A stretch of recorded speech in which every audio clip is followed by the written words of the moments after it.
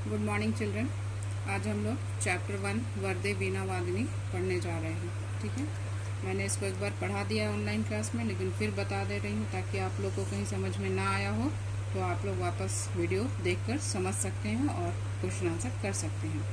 वर्दे वीणा वादिनी वर्दे, वर्दे वीणा वादिनी वर्दे, यानी हे माँ सरस्वती हमें वरदान दीजिए, हे माँ सरस्वती हमें वरदान दीजिए। प्रिय स्वतंत्र रहो, अमृत मंत्र नौ भारत में भर दे, यानी हे माता सरस्वती हमें वरदान दीजिए, हम सब में नया ज्ञान रूपी अमृत भर दीजिए। रॉ मीन्स ध्वनि, स्वतंत्र, प्रिय स्वतंत्र ध्वनि, यानी हमारी आवाज स्वतंत्र हो, हम सच्चाई के साथ हो, निडरता के साथ हम सच कहें, लेकिन वो कड़वा ना हो, सच हो लेकिन कड़वा न हो। अमृत मंत्र न, अमृत का अर्थ होता है जिससे किसी के अंदर प्राण भर जाता है। ठीक है, इसलिए इसको ज्ञान रूपी अमृत कहा गया है कि हे माँ सरस्वती हमें वरदान दीजिए, कि वरदान दीजिए हम सब में नया ज्ञान रूपी अमृत भर दीजिए। ज्ञान को अमृत कहा गया है। ठीक है, काट अंध उर, अंध उर मीन्स होता है, उर मीन्स होता है हृदय मन, यानी हमारे अंदर जो अंधकार है उसको आप हटा दीजिए, काट दीजिए, दूर कर दीजिए। किससे? बहा जननी, जननी मीन्स माता, हे माता ज्योतिर्मय निर्झर, यानी ज्योति मीन्स होता है प्रकाश, लेकिन किसका प्रकाश? ज्ञान का प्रकाश। हे माता हमारे अंदर, हमारे हृदय में जो अज्ञानता का अंधकार है उसे आप ज्ञान के प्रकाश रूपी निर्झर बहाकर हमारे अंदर के अज्ञानता रूपी अंधकार को दूर कर दें। कलुष भेद तमहर, हमारे अंदर जो भी पाप हैं, अंधकार ही बोला जाता है पाप को भी, पाप अच्छी चीज नहीं होती। हमारे अंदर जो भी बुराइयां हैं, पाप हैं, उसको हमारे अंदर से हटा दो माँ, दूर कर दो माँ, प्रकाश भर जगमग कर दे, जगमग जग कर दे, और हमारे अंदर निर्मल स्वच्छ ज्ञान रूपी प्रकाश को भरकर पूरे जग को प्रकाश में कर दो। क्योंकि जब हर व्यक्ति का मन साफ होगा, ज्ञान से भरा हुआ होगा, तो ये संसार अपने आप निर्मल और जगमग हो जाएगा, प्रकाश से पूर्ण हो जाएगा, ज्ञान रूपी प्रकाश से पूर्ण हो जाएगा। नौ गति, नौ लय, ताल छंद नौ, नवल कंठ नौ, जलद मंद्र रव, नौ नभ के नौ विहंग वृंद को, नौ पर नौ स्वर दे, वर दे वीणा वादिनी वर दे। अर्थात कि हे माँ हम नौ गति, नौ ताल, लय, छंद, कंठ, जलद मद्र यानी गंभीर बादल, नभ विहंग वृंद पक्षियों का झुंड, पर मीन्स पंख, सब कुछ नया। सब कुछ नया का मतलब होता है कि जैसे मैंने आपको उस दिन भी पढ़ाया था कि हमें जड़ता को, रूढ़िवादिता को छोड़ देना चाहिए। समय परिवर्तनशील होता है और उसके साथ ही हमें ज्ञान को लेकर आगे की ओर बढ़ना चाहिए। जो चीजें हमारे लिए आवश्यक नहीं हैं, वो हमारे पैरों में बंधन बन रही हैं हमारे विकास के रास्ते पर, उनको छोड़ते चले जाना चाहिए, उनको पकड़कर घिसटते हुए जिंदगी जीना नहीं चाहिए। तो इस नौ, इसलिए सब में कवि ने लगाया है, नौ विशेषण है इन शब्दों का कि हमें सब कुछ समय के अनुसार करना चाहिए, ज्ञान के साथ करना चाहिए और जीवन में आगे बढ़ना चाहिए। तो अगर सीधा मतलब निकालें तो हे माँ सरस्वती देश में व्याप्त जड़ता को दूर कर दीजिए और देश में नई गति, नया लय, नया स्वर भर दीजिए। पृथ्वी को नई गति दीजिए। आकाश में विचरण करने वाले, यानी पक्षी आकाश में उड़ते हैं, तो आप बच्चों, आपको भी प्रगति और विकास में इतना आगे उन्नति करना है, उतना आगे जाना है कि आप भी उतनी ऊंचाई तक पहुंच सको। ये कहा है कवि ने।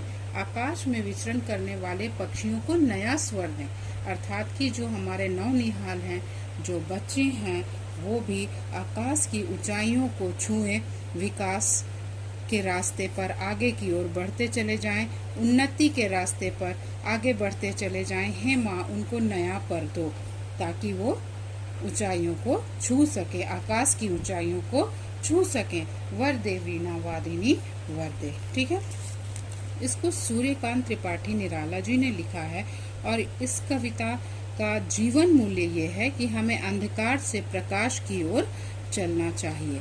ठीक है ना। और मैंने ये भी बताया था कि माँ सरस्वती का जो रूप होता है वो वीणा भी उनकी सफेद होती है, लेकिन यहाँ पर कलर दिया हुआ है।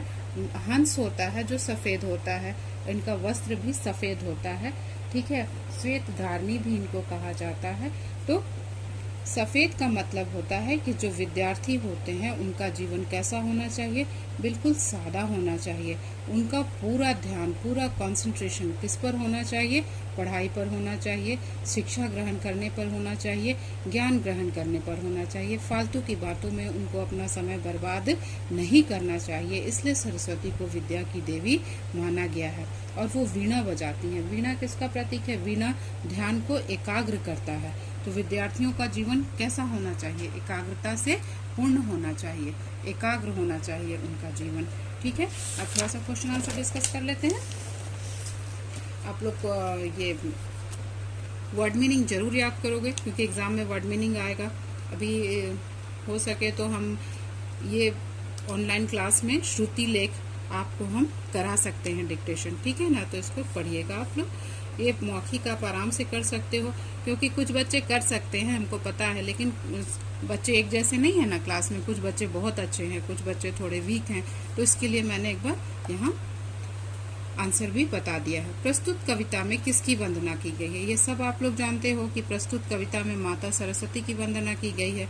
स्वतंत्र रौ से क्या तात्पर्य है? मीनिंग में आप देख सकते हो।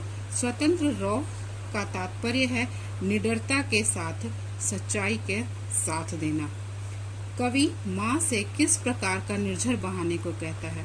तो कवि माँ से ज्ञान रूपी निर्झर, निर्झर मीन्स झरना, बहाने को कहता है। कविता में किसको जगमग करने की बात कही गई है?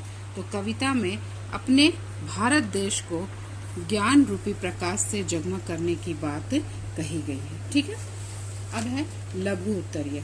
कविता में किससे वर मांगा गया है? तो आप जानते हो कविता में माँ सरस्वती से वर मांगा गया है। बादलों का रौ कैसा होना चाहिए? बादलों का रौ गंभीर होना चाहिए, या सॉरी गंभीर है। बादलों का रौ कैसा है? बादलों का रौ गंभीर है। रौ मीन्स ध्वनि, आवाज। भारत में क्या भरने की कामना की गई है? भारत में ज्ञान रूपी प्रकाश भरने की कामना की गई है। कवि 9 स्वर किसे देना चाहता है? कवि नया स्वर भारत को देना चाहता है। अब दीर्घोत्तरीय। जग को किस प्रकार जगमग किया जा सकता है? जग को ज्ञान रूपी प्रकाश से जगमग किया जा सकता है। कविता में प्रयुक्त 9 विशेषण है। 9 क्या है? विशेषण। जो शब्द संज्ञा की विशेषता बतलाए उसको क्या कहते हैं? विशेषण। और हम जिसकी विशेषता बता रहे हैं वो क्या है? विशेष्य। जैसे अमर पढ़ने में तेज है, तो पढ़ने में तेज है, कौन तेज है? अमर। तो अमर क्या हो गया? विशेष्य हो गया। और तेज है पढ़ने में, वो क्या हो गया? विशेषण हो गया। ठीक है, जैसे यहाँ विशेष्य है अमृत मंत्र, गति, लय, छंद, कंठ, नभ, विहंग वृंद यानी पक्षियों का झुंड, और पर मीन्स पंख। 9 पर 9 स्वर दे। मैंने आपको कहा कि हमें जड़ता और रूढ़ियों को छोड़ देना चाहिए। 9 पर और 9 स्वर से कवि का तात्पर्य है कि हमें रूढ़ियों हम बार बार आपको समझा रहे हैं जिसकी हमें आवश्यकता नहीं है, क्योंकि समय बदलता है, सब कुछ बदलता है। बहुत सी पुरानी बातें जो आज के समय में हमारे लिए उपयोगी नहीं है तो उनको हमें छोड़ देना चाहिए। अगर उसको पकड़ के हम चलेंगे तो कभी भी विकास के रास्ते पर आगे नहीं बढ़ पाएंगे। तो हमें रूढ़ियों और जड़ता भी वही है। जड़ता, आप पुरानी चीजों को, जर्जर चीजों को लेकर चलोगे तो आगे उन्नति नहीं कर पाओगे। तो इन सबको समय के अनुसार छोड़ते चले जाना चाहिए, जिसका उपयोग अभी हमारे जीवन में नहीं है, और समय के साथ आगे बढ़ना चाहिए। कविता में भारत के लिए कौन सा वरदान मांगा गया है?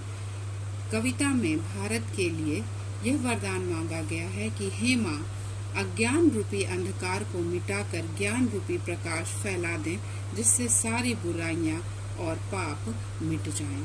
अब इसुमेलित तो आप कर सकते हो। विहग के साथ क्या होगा? विहग मीन्स क्या होता है? पक्षी। पक्षी का पर्यायवाची है विहग, खग, नभचर, नभचर इसलिए क्योंकि आकाश में उड़ते हैं पक्षी, ऊंचाई पर उड़ते हैं इसलिए नभचर भी कहा जाता है। तो विहग क्या है? वृंद, मीन्स पक्षियों का झुंड। तो ये सुमेलित आप कर लोगे, ठीक है। व्याकरण में मैंने आपको उपसर्ग बताया था कि जो शब्दांश मूल शब्द के पहले लगकर उसके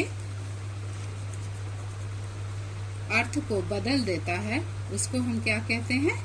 उपसर्ग कहते हैं। तो यहाँ में निर क्या है? उपसर्ग है। जो झर, झर मीन्स झरना, ठीक है, गिरना ऊंचाई से, निर्झर। तो झर में निर उपसर्ग लग के निर्झर यानी झरना बन गया है। काश में प्र उपसर्ग लग के प्रकाश, हग में विष लग के विहग, भव में अनु लग के अनुभव, ठीक है। अब है विपरीतार्थक, प्रिय जो बहुत प्यारा हो, अप्रिय जिसको जो हमें प्यारा ना हो, अमृत विष माने जहर भी होता है, बट अमृत शब्द है तो यहाँ विष होगा, जहर नहीं होगा। नौ मीन्स नया होता है, प्राचीन पुराना, बंधन बांधना, मुक्त स्वतंत्र कर देना, प्रकाश अंधकार, भेद अभेद। अब कुछ पर्यायवाची जो हैं जैसे स्वतंत्र, स्वतंत्र का क्या होगा? परतंत्र होगा, ठीक है। आजाद का क्या होगा? गुलाम। तो जो शब्द होता है उसके अनुसार ही हमको, स्वतंत्र का हम गुलाम नहीं लिख सकते हैं, ठीक है ना। आजाद का परतंत्र नहीं लिख सकते हैं। तो स्वतंत्र का परतंत्र, आजाद का गुलाम, बंधन का मुक्त, मीनिंग सेम है बट शब्द के अनुसार ही हमको उसका विपरीतार्थक उल्टा शब्द लिखना है। भेद अभेद। अब यहाँ र शब्द का प्रयोग करना। तो र शब्द का प्रयोग देखिए कितने प्रकार से हुआ। जैसे यहाँ मैंने लिखा त में र की मात्रा है, ठीक है। क्लियर नहीं हो रहा, मिटा के फिर से लिखते हैं इसको। यहाँ त है और त में र की मात्रा है। स्वतंत्र, निर्झर, ज्योतिर्मय, मंत्र, ठीक है। तीन कितने तरह का र है देखिए, एक दो तरह का र यहाँ पर प्रयोग में लाया गया है, ठीक है। समास चूंकि यहाँ लिखा हुआ आप देख सकते हो, लेकिन अभी मैं इसको नहीं पढ़ाऊंगी क्योंकि मैंने अभी आपको समास के बारे में कुछ भी नहीं बताया। समास बताने के बाद फिर ये आप कराएंगे, ठीक है।